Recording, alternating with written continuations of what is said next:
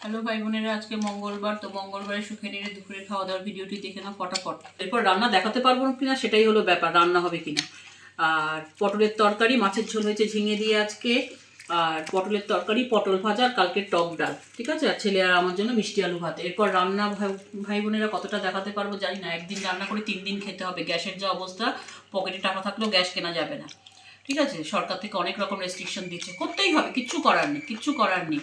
এবার একটু সাবধানে গ্যাসটাকে ব্যবহার করবে। ফ্রিজে রাখবে, দরকার একটু গরম করে খাবে, কিন্তু গ্যাসটাকে বাঁচাবার চেষ্টা করবে। আমার একটা গ্যাস যায় 1 মাস 20 দিন, আমি তাই বলছি এটা আমাকে 2 মাস নিতে হবে এবার, ঠিক আছে। তো যাই হোক ভাই বোনেরা, কালকে ধর্ণা মঞ্চ থেকে আমাদের নেত্রী কি বলেছে তোমরা সবাই শুনেছো, কিরকম উস্কানিমূলক কথাবার্তা কি সেটা আমি লিখে নিচ্ছি। আমি হুবহু বলতে হবে না, তো আবার আমাকে গ্রেপ্তার করে টানতে টানতে কোথায় নিয়ে যাবে। এই যে আমি আছি তাই আপনারা ভালো আছেন, ঠিক আছে। উনি আছেন, মাননীয় আছেন, তাই আমরা ভালো আছি। কেননা একটি সম্প্রদায় যদি জোট বাঁধে সব শেষ করে দেবে 1 সেকেন্ডে, তাহলে এই একটা সম্প্রদায় 1 সেকেন্ডে সব শেষ করে দেবে, আর আমরা হিন্দুরা হাতে চুরি পরে ঘরে বসে থাকবো, তাই না।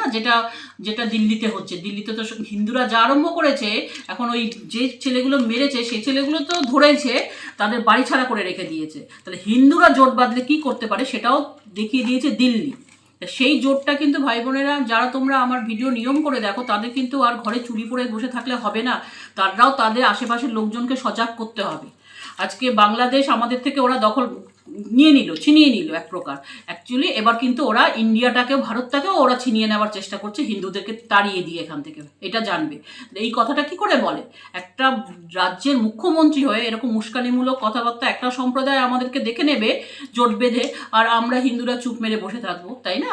তা এই সম্প্রদায়টাকে কিরমভাবে উনি ছোট করছেন। তাহলে একবার কি বললেন দুধের গাই, তার সম্প্রদায়টা দেখুক, দুধের গাই। আবার কি বলছেন যে না, এই সম্প্রদায়টা যদি জোট বাঁধে তো সব 1 সেকেন্ডে শেষ করে দেবে, আমি আছি তাই আপনারা ভালো আছে। তাহলে বোঝুন অবস্থা। তাহলে এই সম্প্রদায়টাকে উনি কতটা ছুট দিয়ে রেখেছেন। যদি ওই সম্প্রদায়টা যা ইচ্ছা তাই আমাদের উপর করতে পারে, তাহলে এই সম্প্রদায়টাকে অ্যাকচুয়ালি দাঙ্গা সম্প্রদায় অ্যাকচুয়ালি উনি বলতে চাইছেন, তাই না। দাঙ্গাবাজ সম্প্রদায় উনিই বলছেন, আমরা বলছি না, ওনার কথা।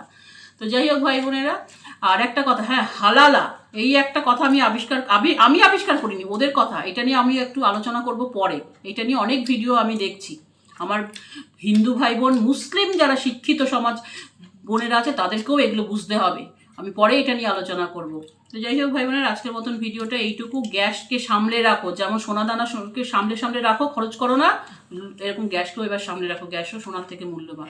সাবধানে থাকবে, পাশে থাকবে, সাবস্ক্রাইব করবে। জয় শ্রীরাম।